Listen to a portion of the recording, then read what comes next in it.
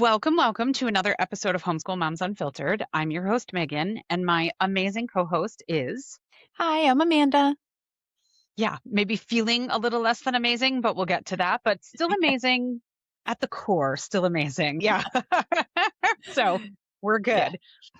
Here's the deal. If you've been bopping around the homeschool world thinking, do I even fit in here?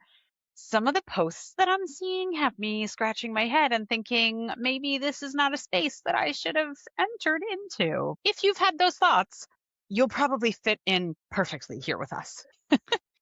Well, yeah, we have been homeschooling for a long time between the two of us and individually at this point, honestly.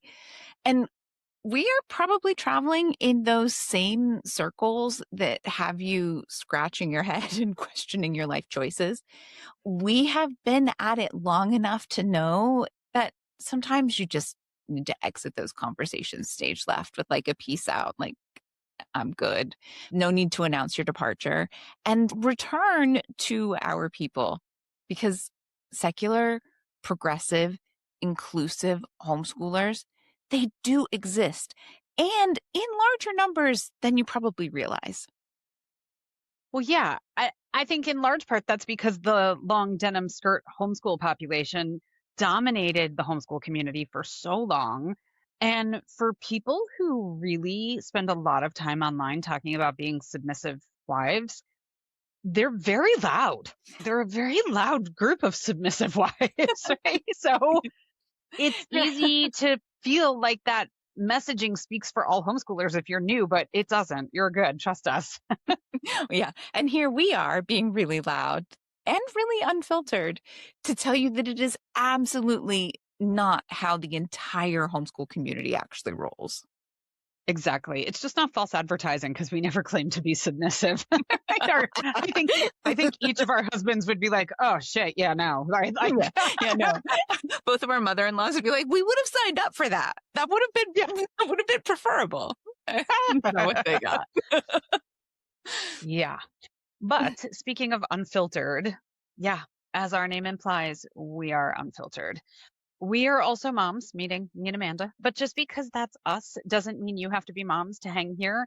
However, you exist in the world, whatever your family makeup might be, you are welcome here. So settle in and relax because we are like finding a needle in a haystack in the homeschool community. Yeah, it really is funny how for so many years people homeschooled to shelter their kids from the evils of the secular world. And now we have Mm. this huge, like more than 1 million in the US alone, subset of homeschoolers who are homeschooling to avoid Bibles and the 10 Commandments in public school classrooms, or they don't want their kids being taught a version of history where slavery is not allowed to be mentioned, right? Or it's described as good job skill training or black migration. I mean, come the fuck on. Okay. But anyway, I will try to not get on that particular soapbox today. We really have come full circle, haven't we?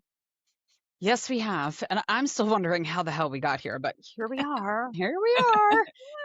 So, if your algorithm is filled with people like Ms. Rachel and the non toxic masculinity guy and the green flag guy and Jen Hamilton rocking her new independent woman era and Monty Mater, you're in the right place.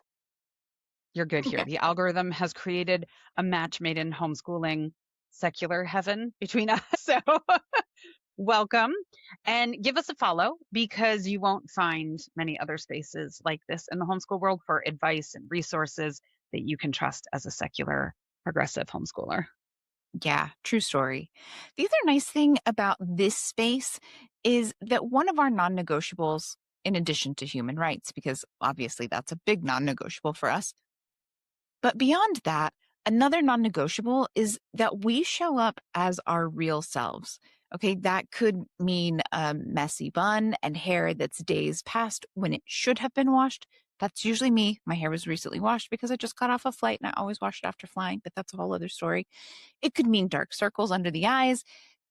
Heck, once it was even red eyes from a cry session that happened right before we hit record. Look, we just roll with it. This is reality. We don't do the phony influencer thing where we show you this curated BS about homeschooling that looks truly nothing like actual homeschooling.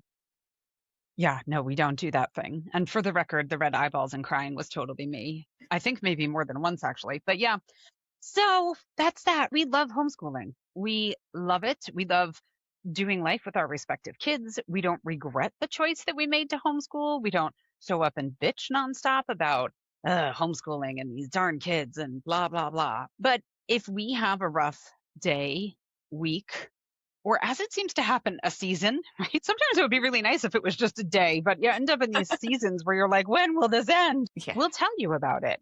That way, when you have the same experience and you're thinking it's just you and you've made a horrible mistake by deciding to homeschool, you'll be like, no, they have these times too. It's going to be okay. This season will pass. That's exactly it. And so, one of the ways of doing that is we try to start off each episode with a weekly recap. We'll tell you the good, the bad, the ugly. And this week, I think it's pretty safe to say that we both have some fun recaps for you, but also some ugly. So, I'm looking forward to hearing everything that's going on. But first, we will give you a little sneak peek into our topic for today's episode. We are going to be talking about how to fill learning gaps. We are recording this episode at what is often considered the start of the new school year for many people. So if you're new to homeschooling or you're coming off summer break and you might be identifying gaps and entering into a bit of a panic spiral, I realize that this is like when my husband tells me to calm down, and I have never once ever calmed down when he says that. But we do encourage you to try to press the panic pause button because we've got some advice and support that should help you out in this scenario. Absolutely. And it might not necessarily be the beginning of the school year or coming off a break for you. You might have just noticed during a lesson or through conversation with your kiddo that your kiddo somehow has no idea what verbs are. And you're like, how could I have fucked this up so badly? I've been there, done that. But don't stress. Stay tuned. We've got you. We've got you. But first, as Amanda said, weekly update. Amanda is fresh off her trip to Peru. So I'm excited to hear your scoop, Amanda. Last time we recorded a little bit early, so it's been a little bit more than our usual gap between episodes. So I'm excited to check in and see what's what. Amanda was mostly offline for her trip, so it'll be a recap for me, the same as it is for you at the same time. So what's life been throwing your way between Peru and back again? Yeah, well, it is interesting because as business partners, we talk all the time, but this particular trip was really nonstop. So you and I have not been in touch hardly at all for a Mm-mm. couple of weeks at this point. It's a little bizarre. But yeah, so my recap. I do talk sometimes on the show about being disabled with chronic illness. I have loads, truly loads of diagnoses, and I'm not going to go into all of that. I do, in fact, have medical privacy, but I was fairly anxious about how this trip to Peru was going to go with my kiddo. He's 12 and a half now, and he's in that weird point in life where I still help him and take care of him, and I'm still the adult in this scenario, but I can rely on him for help if needed. Hmm. So I did feel a little bit better, but also we booked this package deal that was a crazy deal. It was so affordable, but also it meant I didn't really have much control over the Hmm. itinerary. And also, they had no idea how to accommodate my disabilities, even though I emailed them and they assured me that everything was going to be fine. So, things like one hotel had no elevator at all and it was 6 stories high. So at the last minute, I was booking a separate hotel and coordinating to make sure that everything was going to work out. Then there was another hotel that had an elevator. They assured me it had an elevator, and it did, but only after you climbed the first full flight of stairs. Then Mm. you got to your elevator.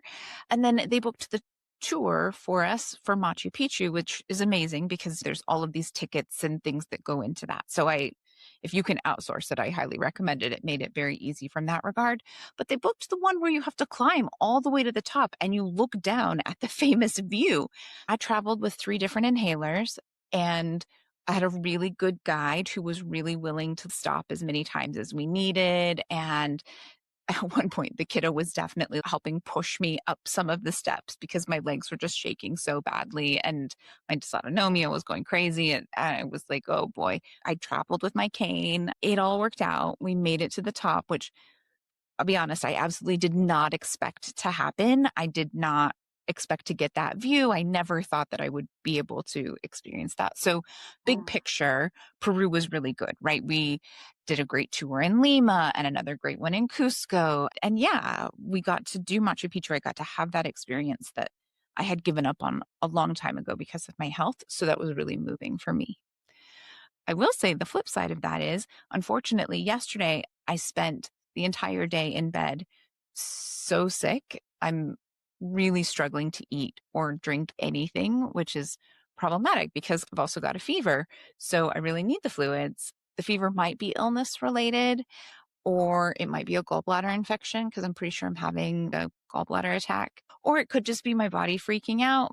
When things aren't going normal, one of my pain responses is to spike a fever. So that's not Mhm. necessarily uncommon for me. So yeah, we're going to try to record because life does not slow down. We took a bunch of time off for me to go on this Peru trip, and people really like those Tuesday episodes. We've yet to actually miss one. Every once in a while, we'll do a re-release. But yeah, so I'm here.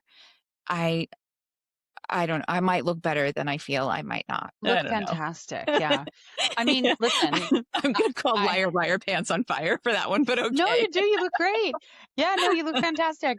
This one's Yeah, lighter. if I'm here finishing the episode with a puppet doing the Amanda part, you'll know that Amanda's back in bed and I'll finish and we'll get an episode out. It'll be good. I'll make the puppet sound like you. I'll be like, curriculum is amazing. Yeah, it'll be good. Yeah. Oh man. So with all of that, I did know that I needed to take it easy when we got back, but also life is still life. And so I have mentioned before that we're taking it really easy with a slow start to the school year for us because we're not with a charter school this year. And while that is true, we are doing online classes and we're trying a couple of new vendors this year. And of course, this week is the week that they all have their orientation and their live Mhm. meetings and their come meet this and figure all of these things out. And so we're trying to get those done. I'm trying to manage that and make sure I understand my part in that and make sure that the kiddo is ready to take on his part in that. And I, yeah, it's more than a bad day. I don't think it's going to be a bad season, but it's definitely more than a bad day. So there's that. And anyway, Mhm. there you go. Yeah. It'll get done. How about you? Your kids, the last time we talked, I knew the plan was for them to be all over the place. I'm Yeah. sure that's kept you quite busy. Yeah, for sure. They've been all over the place. Aiden left summer camp yesterday, actually, and he's in Portland with a friend now for a couple of weeks until he goes to the other summer camp, which is the same camp, but just a different session, different location. I didn't hear from him the whole time he was at camp. He completely disconnects from his phone. There's basically no signal, and that's totally fine. But it was nice to hear from him a little bit yesterday. I only talked to him for 30 seconds. He's my pulling teeth to get sentences out of kids. So I don't expect a huge debrief on camp, but it was still nice to get a little proof of life. So that was good. And then Liam came back from camp, which I've been talking about the fact that he went to summer camp at Oxford for math and physics. And really, I didn't even care about the math and physics. I was like, just go make some friends, have an independent experience. And he came home, and the debrief was freaking hilarious. Let me tell you, all this stuff that quote unquote like went wrong. Mhm. And I was like, why didn't you call? You had cell phone service. It was not like Aiden where you're completely disconnected. Like, we could talk. And he's like, yeah, but then you panic and you're like, I'll be on the next flight. So he's like, so I handled it. But some of the handled it was clever. So, for example, one of the best was before he left, I went and got him all the little travel size toiletries and I had gotten him a new razor. And I guess he left it in a puddle or something. It wasn't in a place where it could dry after he used it for the first time. So it got rusty. And he had plenty of spending money. He had cash with him, but then he also has access to Google Pay where he can use one of our credit cards. So it's not like he had no money. So his razor got rusty, his brand new razor. And he's like, so I just shaved really gently and spread the shaving out a little bit. He's like, because I was really confident that my tetanus shot was up to date and that I'd be okay. And I was like, you had all this money. I'm like, he came home with Legos and all this other stuff. I'm like, you had all this at no point where you're like, I'll just buy a fresh razor. Like the grown up who doesn't want to buy new sheets. You know, you need new sheets. You know, you need new towels. But of all the things you could spend your own money on, do you really want to It's not spend his on that? money. Please, here's my credit card and his Google Pay. Go treat yourself to a razor because death by tetanus is really unpleasant. It's a really ugly disease to die from. He has the vaccine, don't get me wrong, but holy crap. We had this conversation in Peru because we had the opportunity multiple times to feed alpaca and llamas. And we would always joke about, oh, do you think they have rabies? Probably not. And you're up to date on all your vaccinations. So it's probably fine. It'll be fine. It'll Yeah. be fine. Oh my gosh. And then I've talked on the podcast many, many times about the fact that this is my kiddo who doesn't really eat. He has an ARFID diagnosis. He only eats like 5 foods. And he's spent plenty of time in England, so he's very familiar with the things that he eats from Sainsbury, and he has certain foods at certain stores that are safe foods for him, even in England. And I had said to him before he left, I can do grocery delivery, I can Uber Eats, whatever you need. If you need food, let me know. So he'd been there for 2 weeks. And part of the debrief is like, I haven't had lunch or dinner since I left. And I was like, come again? So he goes, the lunches and dinners were gross. And again, I give him this wide eyed look and he's like, I handled it. He's like, I knew if I told you, you'd panic. And I'm like, I wouldn't have panicked. I'd have sent you groceries, shelf stable groceries. So he's like, I handled it. He goes, I'd have a huge breakfast, which does work for him because he takes a stimulant medication for his ADHD. So he isn't a big daytime eater anyway, because when his pills wear off at the end of the day, he's hungry. So he's not typically a big lunch eater anyway. But he goes, I would fill my bag with apples every morning at breakfast. And then I just ate apples the entire rest of the day while I was hungry. And then the next day I would have a big breakfast again. And I was like, okay. Well, look, So if an apple a day keeps the doctor away, five like a day 10. Yeah. Yeah. keeps the Liam alive. So, Exactly. I was like, oh my gosh, yeah. So that was that. And Astrid's been to the US and back since we last talked to each other. She went to a weaving conference that she was presenting at, and she brought back a whole bunch of stuff. I was so excited though about my grilled cheese sandwich, if you'll recall. I had Instacarted to her some Kraft singles and some Hebrew National hot dogs. That was all I wanted from the US. And I sent her with a little cooler bag so she could bring it back in the little cooler bag. But again, I was like, Kraft singles and Hebrew National hot dogs aren't food. So I doubt they'd go bad. It's plastic cheese. It'll be fine, even if it gets a little warm. And then I'll just stick it in the fridge when she gets here. And she gets to the airport and her suitcase was wildly overweight. And guess what got left behind? Somebody at the airport at the check-in counter is eating my grilled cheese sandwich. So, but I will survive. So yeah, so the kids are all good. They're just busy living their summertime lives. If you don't have older teenagers yet, it's a glimpse into the future. They come, they go, they're here, they're there. They make interesting choices while finding their footing with independence. It's a ride, let me tell you. Yeah. But other than that, just busy. I've actually been working on some books for a while now, independent of me and Amanda, but they're still homeschool related books. So I'll share more on that another time, but they're coming. They're a solid work in progress. And then I have a cohort starting next month for it's called an unschooling cohort, but the goal is not for every single person to leave and to become an unschooler. And we're not going to have some big ceremonial lighting of the curriculum bonfire situation going on. It's really just a group of people who are looking to detach a little bit from the shoulds of education. I should be doing this or I have to be doing that. And just trying to trust, leaning into trusting their kiddos and trusting the process a little bit more. But by no stretch of the imagination do you need to be an unschooler to join, or are you required to be an unschooler by the time the year is over because it's a 12-month cohort. So yeah, I finished the September module today and I just have a few more finishing touches to put on the presentation for the September meeting.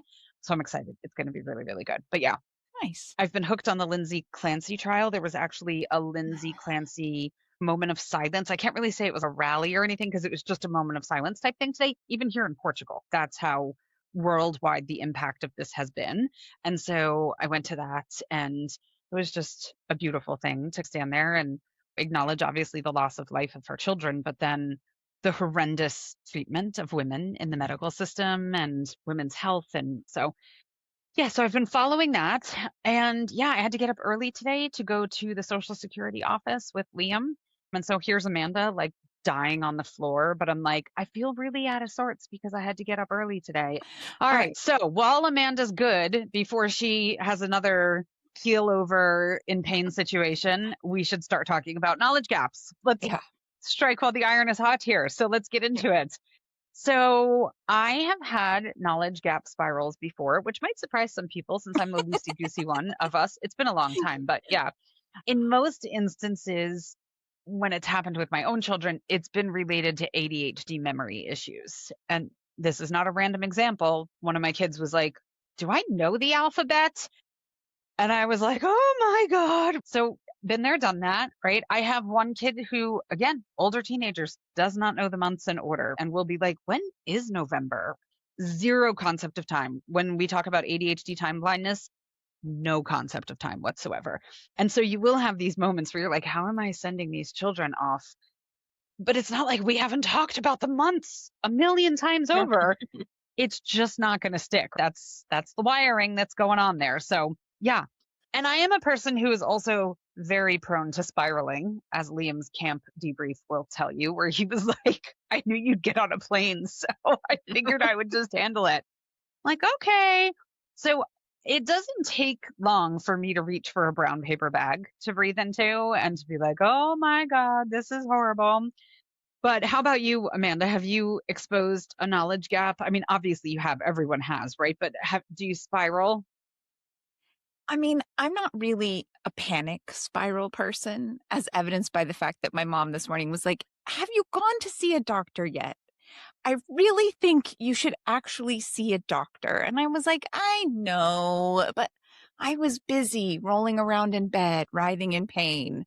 But we've talked about this before. We did the CAT test a long time ago. And from it, I realized that my kid didn't have a very solid understanding of punctuation, even though he was reading constantly.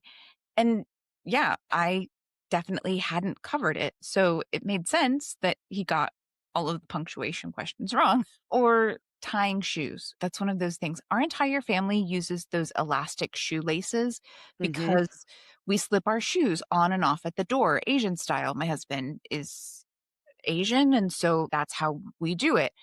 So even though I have taught my kiddo how to tie bows and shoelaces multiple times over the years, it never seems to stick. But Mm-hmm. I'm also just kind of like, I mean, how important is it? If at some point it becomes important, we'll learn it again. It'll be fine. We'll learn it again. Yeah, because everybody is going to have knowledge gaps and everybody's going to have to relearn something or pick it up in the moments. That's life. Yeah. Depends on how strong the motivating factors are. Yeah, absolutely. So today we will be discussing possible ways that you might be able to reframe your thoughts around learning gaps and then offer some action plans on how to move forward. Well, yeah. And I will say, as the calmer one between us, a knowledge gap isn't a cause to breathe into a brown paper bag. It is not an emergency. And you don't have to formulate a plan in a flash where you frantically drag this child to a grade level finish line to fill the gap and ease your worry. It's just not. And I say this as the aggressive academic homeschooler between us. Even from my perspective, that is not the goal. Filling the gap is the goal. Rushing to fill the gap is not the goal. I feel like you're trying to deny me of a perfectly good panic attack. And I would uh, never. I would actually. I try to talk you down from panic attacks fairly regularly. yeah, I'll get there for far less than a knowledge gap. This is this is not even the lowest rung on the ladder that I will panic attack over, but I will join you today in exploring a more strategic approach. Fine, we'll do it your way. Yeah. Well, again, I know telling a person mid panic spiral just to not worry or to calm down is about as helpful as having a fork in a soup eating contest. But today we'll talk about calmly assessing the situation, weighing what the needs are, and then how to address it in a way that protects confidence while also building the skills. Mm-hmm. So, the first thing that I'd suggest is to figure out whether you're looking at a real gap. Now, what do I mean by that? Your kiddo is behind compared to what? Are they behind compared to grade level standards, a curriculum scope and sequence, their peers, what the school told you they should know? And look, all of those are fine to an extent. Benchmarks can be helpful. It's dumb for me to sit here and be like, don't ever pay any attention to benchmarks. We all use benchmarks for all kinds of things in life, but they can also absolutely be unhelpful. I wish there was an easy, this is when and what to worry about guide sheet or something, but really there isn't. So hopefully you've done a lot of unpacking with deschooling. And that means that noticing a knowledge gap is more about realizing your kiddo can't do something you thought they could, oftentimes passively, something you just assumed. Like Megan assumed her kid knew the alphabet. I assumed I taught my kiddo to tie his shoes with one of those cute little Melissa and Doug things when he was like 4. So surely he knows how to tie his shoes. You never really thought about it. It's just an underlying assumption. And then you realize, like, oh, we should have explicitly done that. Let's go back and explicitly do that. Hmm. But even still, like you said, if you taught your kiddo how to tie shoes when they're 4, if you're not utilizing a skill, it's like anything else. You're going to forget how to do something and you have to go back and revisit the concept to bring it to the forefront of your brain again. And even if you're a homeschooler who's working off state standards, which so not me, but yeah, if it's a full, I am married to the state standard situation, or I am loosely peaking at the state standard situation, it's important to remember that not all state standards are age or developmentally correct. Peter Gray referred to the kindergarten system in America in its current form as cruelty. Not my word, his word, but I will get behind the statement. So if your panic spiral is because your kindergartner doesn't like writing, we need to have a really serious conversation about what is age and developmentally appropriate for that kiddo. If you're panicked that your 10-year-old doesn't know long division, eh, okay, there's plenty of time. That's okay. They're 10. If you're worried that they're still struggling with basic addition, even though you've covered it more times than you care to recall, those are two really different scenarios, because basic addition is something that you've covered a whole bunch of times and you've been covering it for a few years now. Okay, maybe there's something to dig into here. But if they don't know something that's an advanced skill yet, that's beyond what's typically age appropriate, okay, give it some time. Circle back to it. It'll be fine. Well, yeah, that's a great point.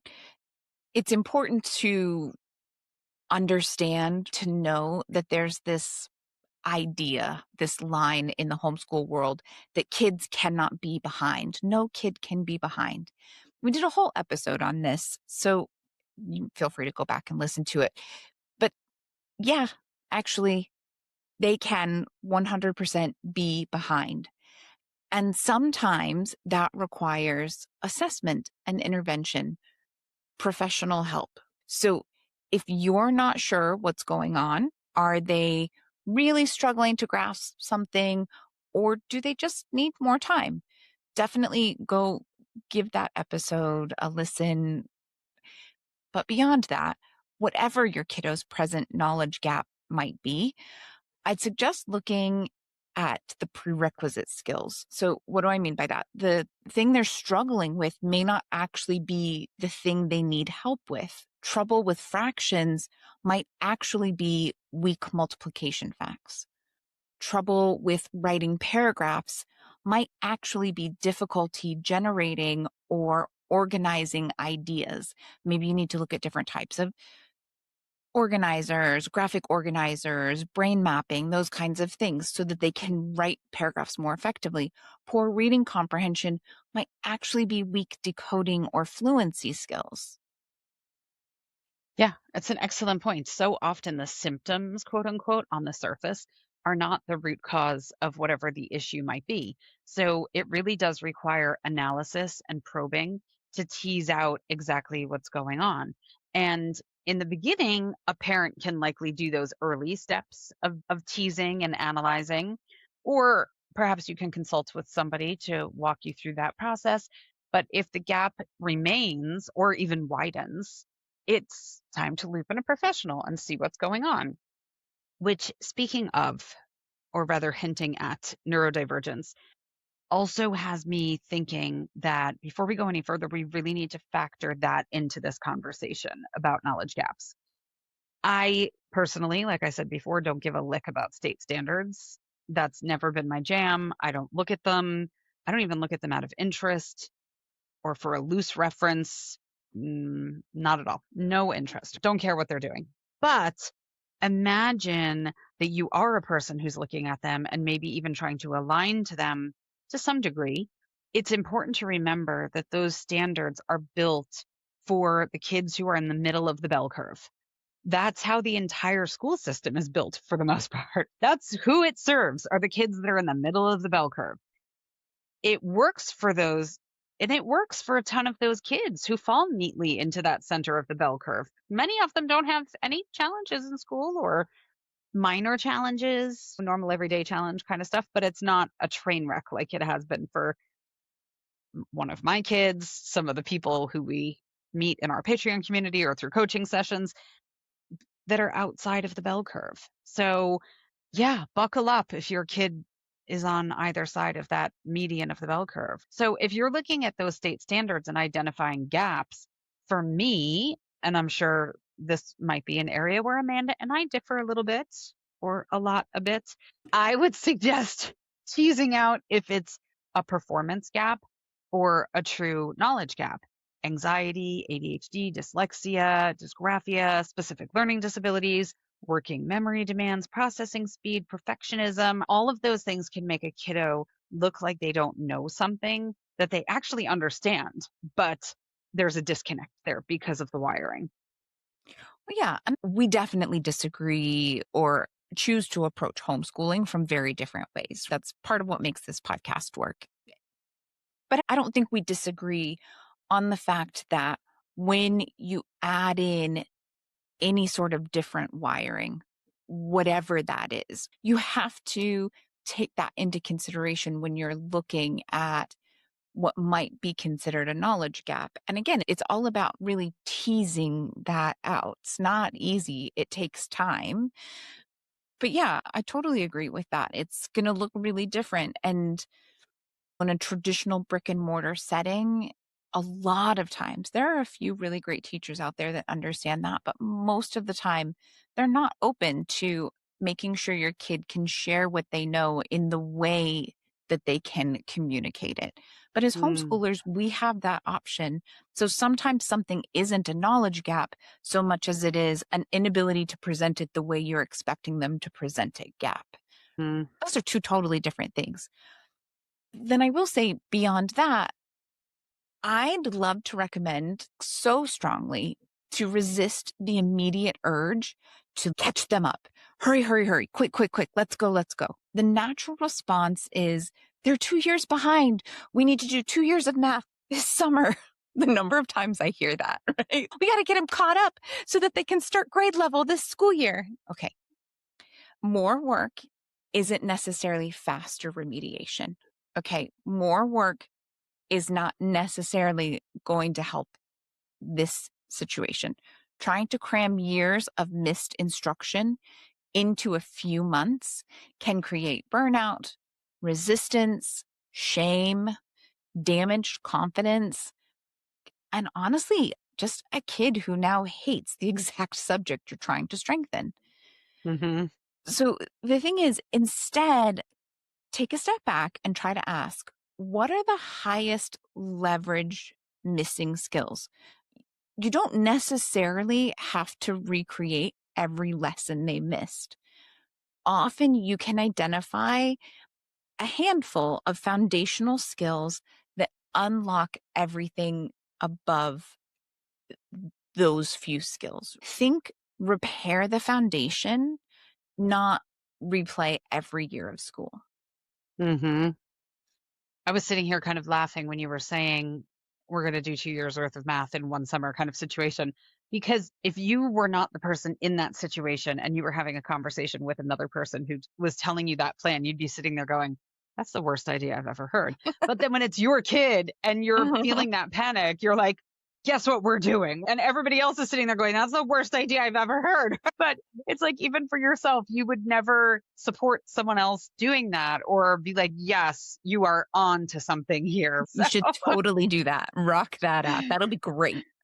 yeah. But I think one of the worst things that our school system, our approach towards education in the US has given us is this adrenaline filled rush to some finish line. It's like there's one big finish line, which is being successful in life, but then there's a million little finish lines along the way.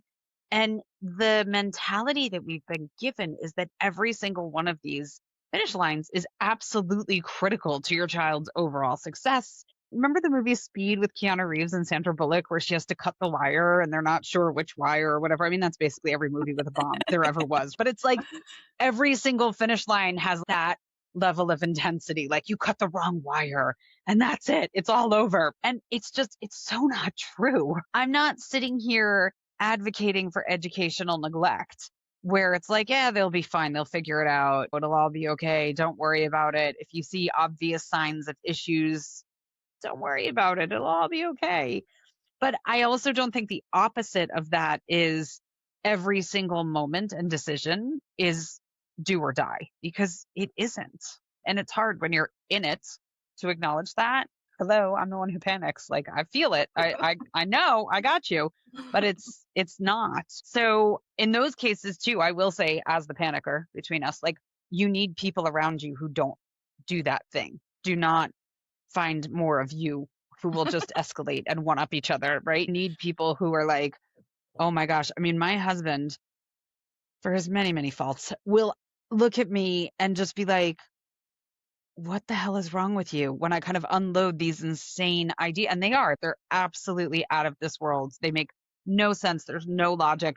And he doesn't do it in a way that's mean. We're not talking a Patrick Clancy situation here, but he looks at things so different than me that when I explain this, his legitimate reaction is like, I can't believe that's what your brain has been doing this entire time.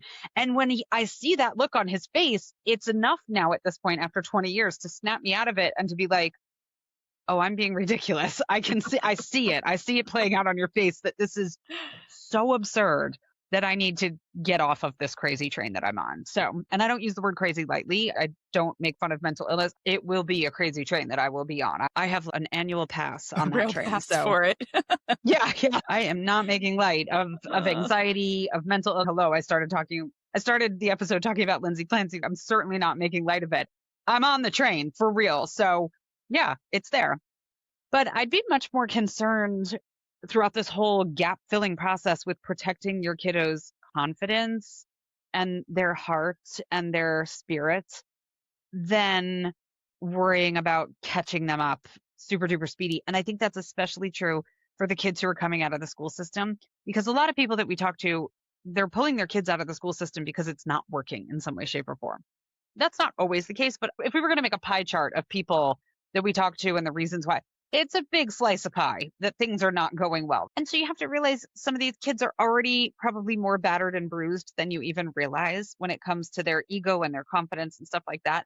So that to me is so much more important than worrying about them reading on grade level at this exact moment. Again, not advocating educational neglect, just saying like, make a prioritization list. And for me, that would not be the thing at the top. So I think in an effort to do all the things and be proactive and try so hard to support your kiddo and give them the very best of everything, there's a real risk of you accidentally getting them caught up or catching them up their whole identity. And they will feel that. They will 100% feel that. And that isn't great for anybody. I've shared before that I used to work at OutSchool in the marketing department.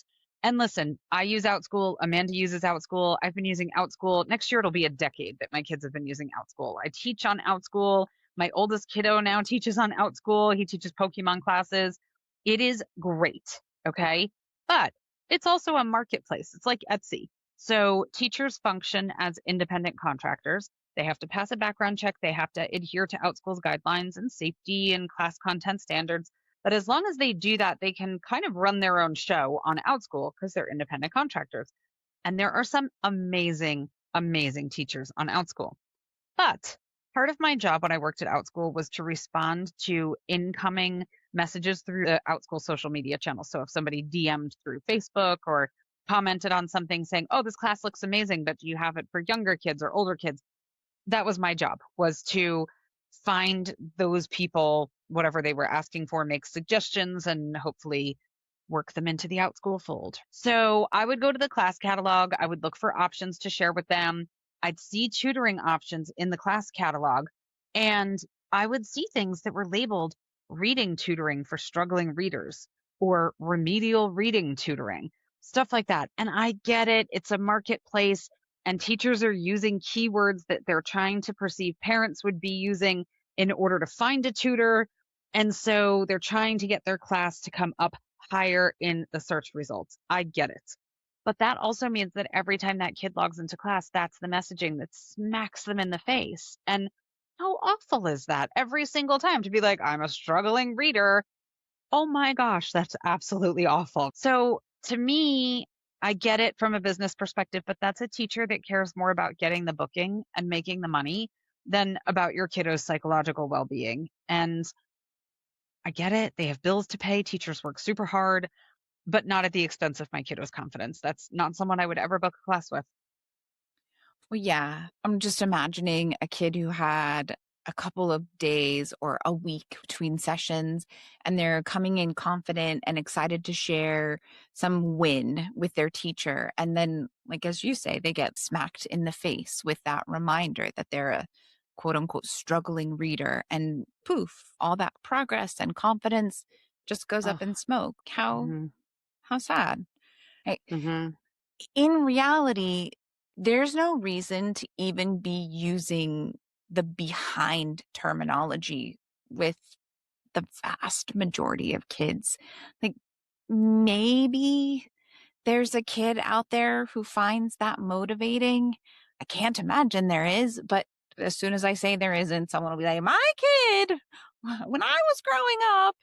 But generally speaking, I'd be saying something more like, we figured out why reading has been so hard, and we're going to work on this piece together. So when you are working on it, just be really mindful and selective with the materials you're using. It is 100% okay if your fifth grader needs first grade phonics instruction. I hmm talk with people in coaching all the time about ways to do that with their kids. We encourage that over powering through and hoping it all just clicks one day. But what they most likely do not need is a book with cartoon content covered in smiling first graders with a great big bubble grade 1 in ginormous letters on the cover. Yeah, that would not be advisable. While you were talking, I was thinking that we did an episode a while ago also about the challenges associated with using one size fits all curriculum. And that's kind of what I was thinking there. This highlights that in such a huge, huge way that there's almost no kid who's working at fifth grade level completely across the board. They'll have things that they super duper excel at, and they just keep going and surging forward. And you can't even find enough resources to keep this kid satisfied in that area. And then they'll have things that are hard and they need more practice and different resources, more time, more repetition, all of that to make any headway in that particular area. So I get that a fifth grade box is easier to purchase and it gives you peace of mind that it's complete and nothing is going to fall through the cracks because it's standards aligned and somebody made sure, somebody who's a curriculum expert, if you will, made sure that every T is crossed and I is dotted. But if it doesn't fit your kid, that's not terribly helpful. So if your kiddo is rocking first grade phonics, go for it. Let them rock first grade phonics. They might also be rocking at that same exact time advanced level astronomy and chemistry because they can't get enough science. And that's totally okay too. So asynchronous development is just so, so, so common. And I'm thinking, I'm not in your coaching sessions, but you must run into this all the time in coaching sessions when you're helping parents choose curriculum and build out plans for implementing it. and all of that, right? Like, is that, I would imagine that's super common for you. Oh, totally. So, listen, I can assure anyone who is listening, there are absolutely age respectful remediation options out there. It might Hmm. take a little bit more work on the parents' part, or yeah, they can come book a coaching session or whatever. We can put our heads together and streamline the process. But there are resources out there that are decodable texts with older characters and topics, that are plain worksheets that don't announce it's grade level 1 or grade 2 level work. There are manipulatives without babyish presentation. Audiobooks paired with decoding instruction so intellectual access isn't limited by reading level. There are so many options, and truly, if all else fails, I am not above removing the cover of a book or covering up grade levels or even just blaming it on myself. When my kiddo was in fourth grade, I found what is now one of my favorite resources for explicit writing instruction. And it started with first and second grade standards, and it's throughout the curriculum. But I was just like, hey, look, I found this new system that I really want to try, but it's new to both of us, and I have to be able to know how to teach it. So I was thinking it would be best for us to just start at the beginning, and we can just go through it as quick as you need or you want. But this way, I have a really solid understanding of how it works so that I can help you later on when you have questions and it's not so intuitive to you. Because Mm. eventually you're going to reach a point where it's not intuitive to you, but I'm not going to know how it works because I wasn't doing all of the lessons with you. So let's just start from the very beginning. We'll do it together. When you're trying out a new method or curriculum, it's smart to make sure you have a solid foundation in that specific way instead of trying to build a building from the fourth floor up. Kids are smart. You can explain that to them and they'll understand. Now, they might not necessarily like it, but they'll understand. And it's a good life skill. Sometimes you have to go back to the very beginning and dial it in. All that said, it is important for us to remember that typically speaking, a 12-year-old reading at a second grade level does not have a second grade brain. Generally speaking, we should teach the missing skill at the appropriate instructional level while also giving them access to knowledge at their intellectual level. And a lot of times, again, not always, but a lot of times, those are going to be two very different levels. Hmm. Yeah, that's what makes it so fun. Where's the manual? I was told Yeah. there'd be a how-to manual. Yeah, and then have a couple of kids and they're all doing that thing and it's absolute chaos, but it's doable. We can do it. We've got this. Oh my gosh. Yeah, but it's so true. If you have an 11-year-old who still is working through really explicit phonics instructions to get a grasp on reading fluency, that's fine. But audiobooks are a brilliant thing. Let them listen to Percy Jackson if intellectually and curiosity wise, that's what's interesting. And even socially, if all their friends are listening to a specific book or reading a specific book, give them access to it, but in a way that meets them where they need it to. If they're super duper interested in black holes, go watch documentaries and discuss complex history and science and all of these things. It's the same with writing. They can dictate really sophisticated thoughts to you if they have those thoughts, but they're struggling with the actual handwriting or the mechanics of sentence structure. That's okay. Meet them where they are and bridge that little bit because it'll get shorter over time with continued work. It's the same with math. You can remediate multiplication while still exploring higher level mathematical concepts in accessible ways. They don't need to remain stagnant because of one or two missing skills. That isn't something that needs to shrink their entire education, their entire experience, their worldview. We talk all the time about one of the biggest benefits of homeschooling being flexibility and the ability to differentiate learning. And this is it right here. It's a beautiful thing. I will say this truly does require rolling up your sleeves and getting into the weeds with your kiddo. But that is homeschooling. That's the commitment in a lot of ways. You don't have to do everything at a Pinterest worthy level all the time, but signing them up for Mia Academy and checking the parent dashboard once a week is not going to be the same thing as rolling up your sleeves and getting into the weeds and doing these remediation steps with your kiddo in a way that gets them where A, you want them to be, and B, also protects them in the ways that we've discussed so far at the same time. So, yeah. Amanda has some tips coming up in her notes that I totally peeked ahead at. And they're all about knowing how and where to start when it comes to filling knowledge gaps as far as actual actionable steps. But before we get there, I do want to take a quick second to remind you that we are so much more than a podcast. We started this way, but now we have written books and we've created online classes to help you start homeschooling ASAP. You can literally take any of our classes in a day and be like, okay, I've gotten the quick download here. I know what's going on and I feel more in the know. As we've mentioned a few times, we offer coaching services. We publish unit studies. I'm actually a little bit tired today because I was up really late last night working on the one for next month for 9/11. We have a Patreon community with live meetings and a book club for parents to help parents grow. We're still growing too.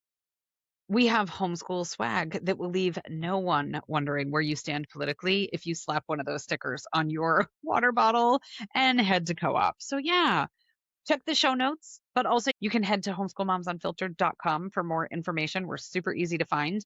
And from there, you can link to all of the things. And if you have a question and you can't find something, because we do have a lot of resources and support out there, and it's a little bit maze like sometimes, send us a DM on social media. We've gotten a couple in the last week that were like, do I go book? Do I go course? What do I do? Should I join Patreon? I know I need help. I just don't know what kind of help. And if you could help me figure out the help, that would be great. And we're like, yeah, sure, no problem. We're happy to help. So we answer messages all the time. So we do not mind. Come ask questions. We're happy to help. That's what we're here for. That's literally why we have a podcast. So head to the website, send us a message. We've got you covered. But in the meantime, I'm excited to hear Amanda's brilliant ideas for remediating knowledge gaps. Well, yeah, and I will get to those, but that's exactly it, right? We started this a couple of years ago at this point, just because we felt like there was a lack of resources, the resources that we wanted as secular progressive homeschoolers. And we work so hard now to try to build resources that we wish existed and tools that we know would have helped us when we were new homeschoolers. Hmm. So, you know, you get to benefit from from our muddling. You hopefully don't have to muddle through quite as much, right? It's there. We Hmm. built it. And if you have, honestly, if you have ideas of something that you're like, man, I wish I'd had this, or I wish I'd, let us know. We'll dig into it. We'll look at it. We'll see if it's something that we can add to our ever growing to-do list and possible, like, should we consider doing this? But yes. Okay. So actionable advice when it comes to filling gaps. Let's get into it. So step one, I think the most important first step is to find the lowest missing rung on the ladder. I kind of mentioned this earlier in the episode, but instead of starting where the curriculum says they should be and then working backwards, start by really figuring out the base skill, the last skill that they're really strong at. So with reading, you've got, is the problem actually reading comprehension? Does it go back to fluency? Does it go back to decoding? Is it phonemic awareness? Is it letter sound correspondence? If the phonemic awareness is shaky, doing more fifth grade reading comprehension worksheets isn't going to solve that problem, right? The same with writing. Can they generate ideas verbally? Okay, if they've got that, can they organize those ideas? Okay, great. Can they construct sentences? Can they actually put the sentences together? Do they need to work on expanding the sentences? Do they need to work on punctuation and capitalization? Is it a lack of spelling skills? Is it an issue with the physical activity of writing or typing comfortably? And what part of that is it? Is it that they can't do it physically? Or is it that they can't do it because there's a disconnect between what happens in their brain and what comes out of their fingers? Those are two very different things. But if you don't take the time to figure it out, you're not going to be putting the right accommodations and you're not going to be addressing it the right way. So, this idea of my kiddo can't write can actually mean completely different things that need completely different resources and to be addressed in totally different ways. The same with math. Does division fall apart because multiplication isn't automatic? Is multiplication difficult because skip counting and number sense is weak? Is the actual problem remembering procedures and vocabulary? Is it something as fundamental as the minus sign doesn't mean what the minus sign means to you and me, to your kiddo? Well, that's an easy thing to go back and look at. Like, hey, these are what the different symbols are, and this is what you do with each of those symbols. Hmm. Keep going until you find the first truly secure rung on the ladder, and then go up from there. Don't worry about what grade it is. Don't worry about if they're where they're supposed to be. Find the foundation and build from a solid foundation.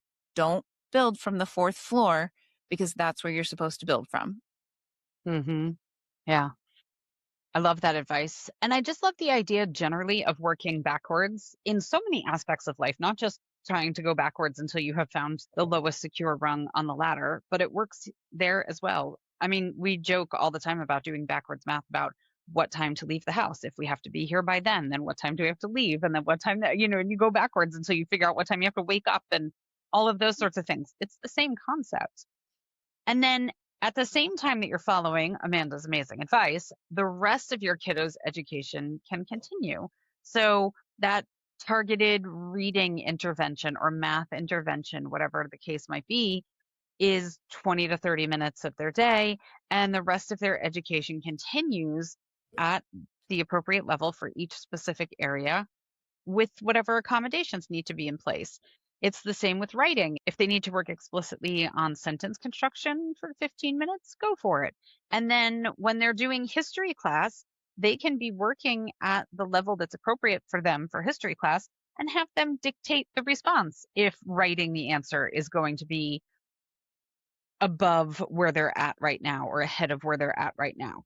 And that's okay, but they can still get a really hardcore history lesson if that's what they're into or that's what they're ready for emotionally, intellectually, all of those things. Go for it. Rock that history class. I loved history. So, yeah, definitely. Yeah. So you can build that skill that's a little bit on the weaker side. Number one, while keeping their confidence intact. We talked about that, super duper important. But number two, not allowing that weak skill to become the gatekeeper for everything else. And just depending on what that skill is that's on the weaker side, you can bring in those supports and accommodations. It could be audiobooks, it could be speech to text, it could be typing, scribing, calculators. If you're on the math side, we've talked about giving your kiddos a printout of the multiplication table. Totally fine. Read alouds. There are so many different ways.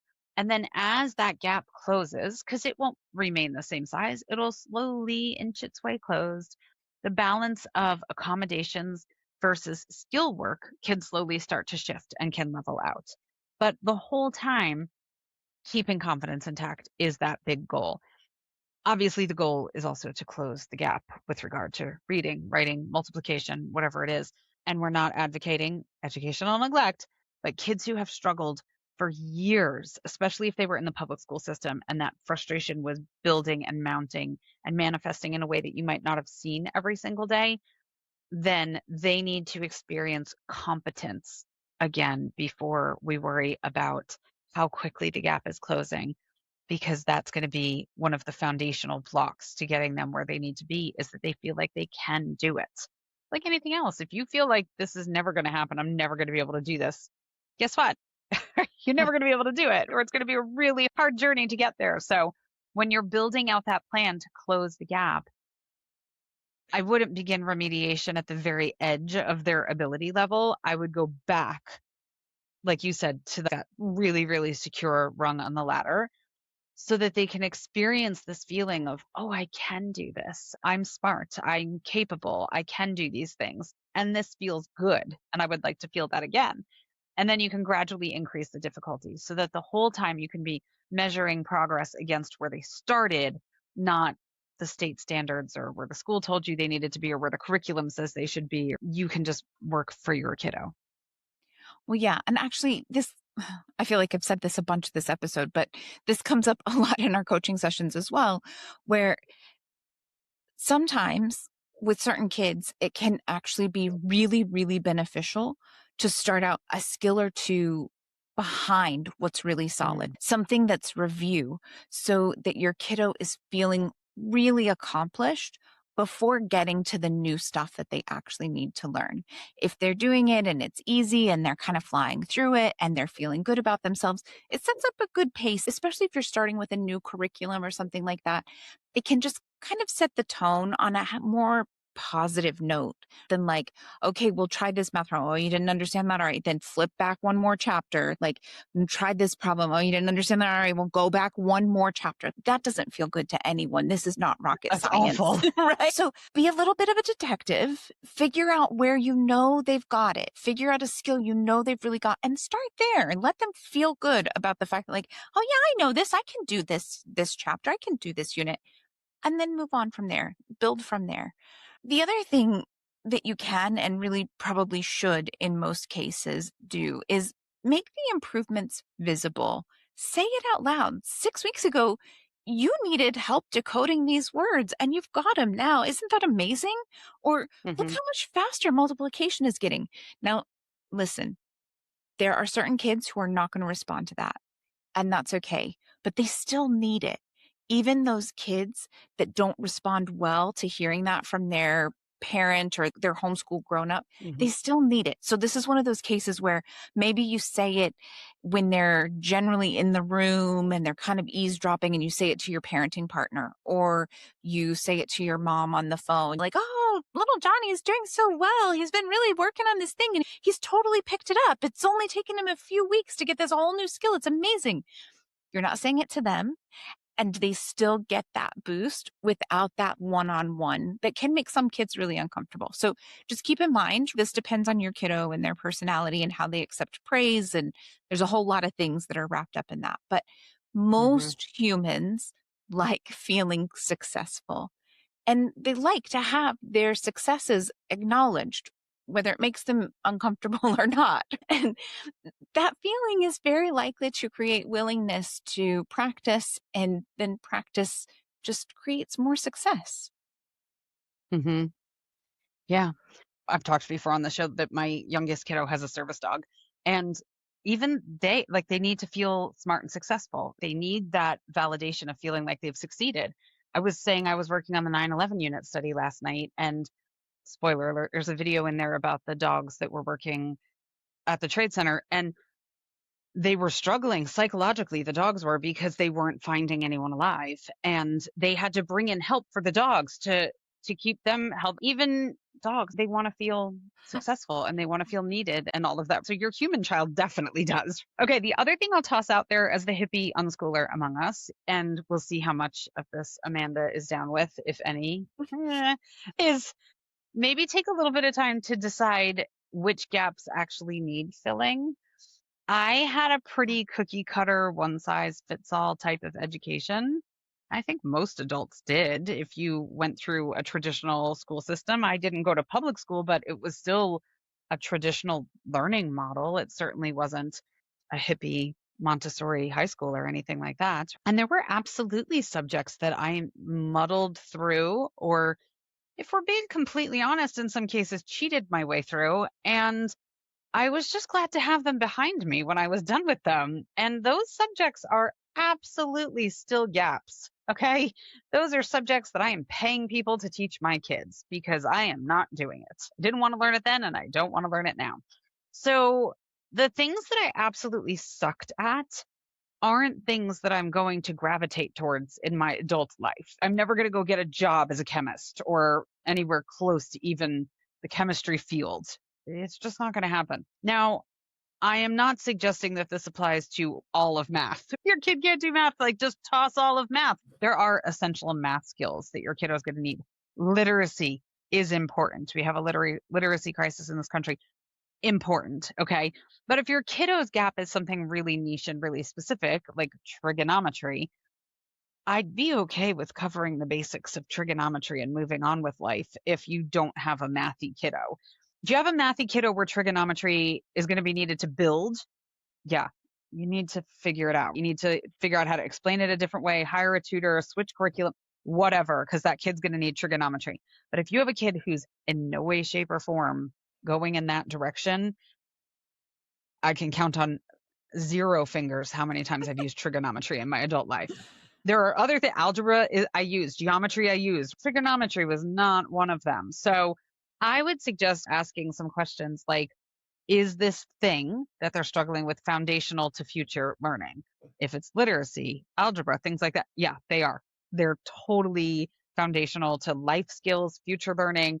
But there was nothing in my higher education path that was going to require trigonometry because I hated the whole field of study. When I got to a place where I was allowed to choose a major, was that what I was going to choose? Hell no. Other questions like, is this a skill that's necessary for their independence? Yes, you have to pay taxes. You have to be able to keep your checking account in the black. These are important skills. So if it's stuff like that, yeah, then they're going to need those skills. Is it something that is related to your kiddo's future career path? If they want to do something that's in the STEM world and they're really, really struggling with one aspect of science or math or something like that, you're probably going to have to figure that out because it's a cog in a bigger machine and it's the direction that they're going. So if it's likely to create barriers for them, if that gap continues to exist, then yes. But if it's something where it's like, well, I'm feeling the need to teach this because this is typically taught at a particular age and I'm losing my mind because they don't know it, but it's not creating future roadblocks, future gaps, things like that, I would maybe cover it just with the basics or circle back to it later when they actually need it. And then maybe there's a need for it. So I would feel out the situation too and how essential is this thing that they're really struggling with? Can they get by with a band aid on one specific thing? And then take whatever time that you would have spent banging your head against the wall teaching them something like that and put it into a different area where they are excelling. And it's probably a skill that they will use in life a whole lot more. So I'm going to guess Amanda doesn't love that idea, but take it for what it's worth. Yeah, I mean, we definitely differ a little bit on this one. I will say your approach is incredibly common in the homeschool community. There are a lot of people who think and feel that way. On the flip side, there are a lot of people who think and feel my way as well. I feel like people are generally living so long now, and young adults, they have no way of knowing what they're going to be doing in 10 years, let alone 25 or 40 years. Careers need to just last so long. And also, I'm a multi-potentialite. My kiddo is a multi-potentialite. So we come at this from a little bit different angle. I'm pro covering all of the typical high school subjects and then some. I don't think they need to get A's in all of them, but I just think give them a solid understanding, give all of those subject areas a solid effort to open as many doors to success as possible in a world where success, heck, even survival is getting just inappropriately difficult. But Mhm. that's taken a really dark turn. So let's get back to knowledge gap. Okay, so let us leave you with a few actionable steps today. Let's say you discover a Grand Canyon sized learning gap tomorrow. You're sitting at breakfast, your kiddo says something, and you're like, holy fuck me, what? Here are the steps we'd love you to remember. Number one, don't catastrophize in front of the child. Megan, I'm looking at you. Guilty. I have an arrangement with one of my kids where they start out with promise me you won't freak out. And that way I have a minute to brace myself and try really, really hard to keep the freak out off my face To and out of fix my your body face language. and be as Yeah. neutral You as know? possible as they share the next thing. I mean, Yeah, sometimes that's what you need. it's working. Yeah. Yeah, that's it. If it works, you find the things that work. Okay, number two, don't announce, oh my God, you're 4 years behind. How are we ever going to get this fixed? What are we ever going to do to get you caught up? That's also not helpful. Maybe not quite as bad as catastrophizing, but also very not helpful. Okay, keep it inside. Maybe melt down to your husband later on or whoever your parenting partner is. In my house, it would be my husband who's trying to go to bed. And I'm like, I need you to listen to me. I'm freaking out about something with our child. Thank you. Anyway, number 3, get curious about why. Again, you need to be an investigator for yourself, not out loud with your kiddo. Is the issue inadequate instruction? Is it inappropriate curriculum? It might not even be inappropriate curriculum, just a mismatch. Maybe it just Hmm. doesn't work for your kiddo. Hmm. Is it a learning disability? Is it something that maybe you need to go get an assessment for so you know whether or not it's an actual learning disability or just something else, right? Is it inconsistent attendance for any number of reasons? Is it school avoidance, a lack of curiosity, a general distaste for learning because of past trauma that needs to be dealt with? Is it that you had intervention that wasn't effective and you need to retool and figure something else out? These are all things that you need to really get curious about so that you can figure out your next steps.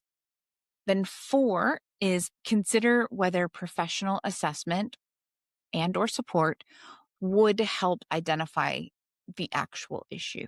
We talked earlier in the episode that might not be necessary, but in some cases it is, and that's okay. Getting help is never a bad idea.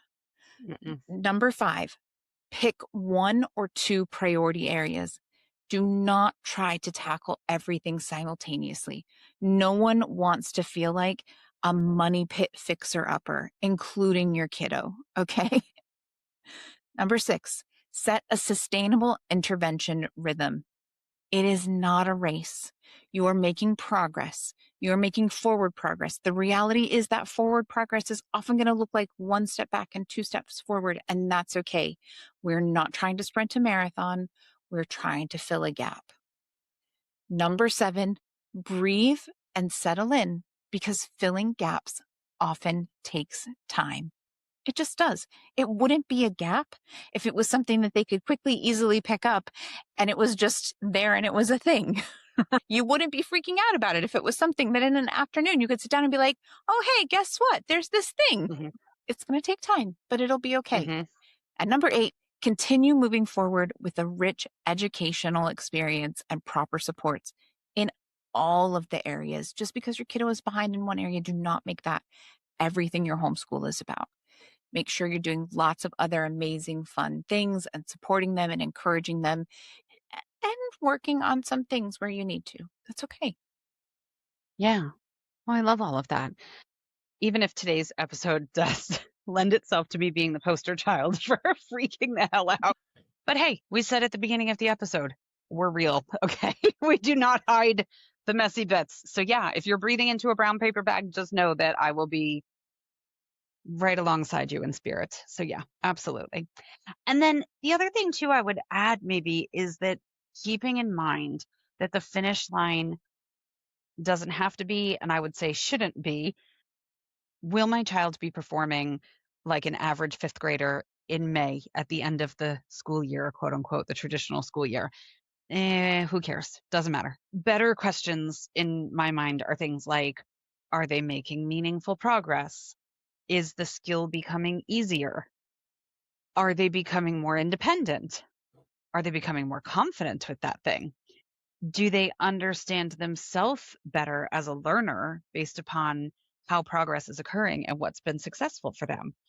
Do we know from seeing the progress, and in some cases not seeing the progress, what supports work and don't work, right? Which ones have we completely crossed off the list and which ones are working and we're going to lean into a little bit more?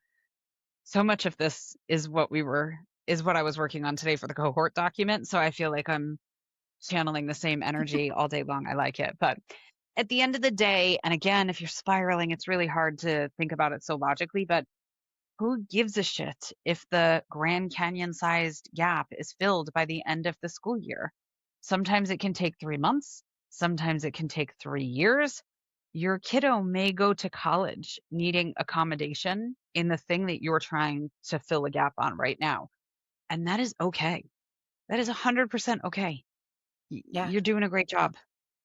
No, that's it. It is absolutely fine. There will be kiddos who go from brick and mortar school into college that need accommodations for those things. Yeah. Like, don't Hmm. hold yourself to a different standard. We've talked about that in so many other episodes that as homeschool grown-ups, we hold ourselves to a standard that is so much more higher, better, intense, unrealistic. It's not necessary. If you discover a Grand Canyon sized gap tomorrow, you don't need to lower the ceiling. You need to build the missing stairs.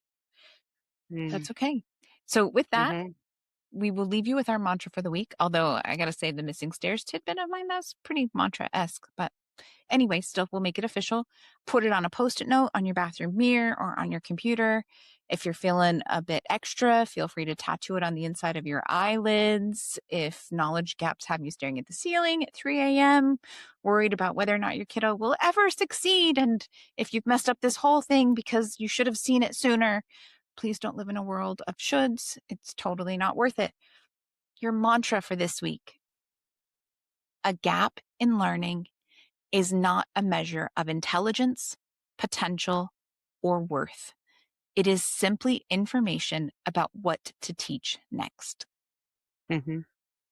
So you're doing awesome. It's going to be amazing. Have an awesome rest of your day and happy homeschooling. Yeah, have a great one.